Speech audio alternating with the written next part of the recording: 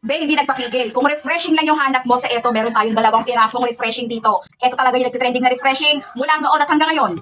So galing to kay 3F Food. Ito yung combination ng lemon, cucumber, green tea. So 2 pack na yung binili ko para at least sulit na sulit na. Sa isang pack, so ganito siya, be. Ang kagandahan sa kanya, kahit konti lang ilagay mo, lasang-lasa mo talaga yung lemon. Tingnan mo to.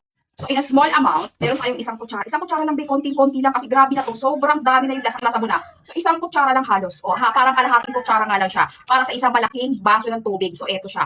So i-mix out mo lang yan dyan. Para sa akin, mas maganda siya sa malamig na tubig. Pero yung iba ginagawa nito sa mainit at maligamgam na tubig. Very refreshing. Ngayong pag-init, be, highly recommended ko talaga to. O sa mga nagtatanong, anong lasa? Grabe.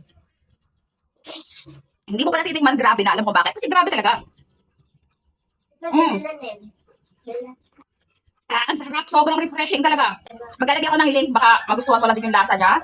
At instead na mag-soft drinks ka or instead na mag-milk tea ka, go for this kasi napaka-healthy nito. Dahil combination na lang ng lemon, green tea with yung beer. O, di ba?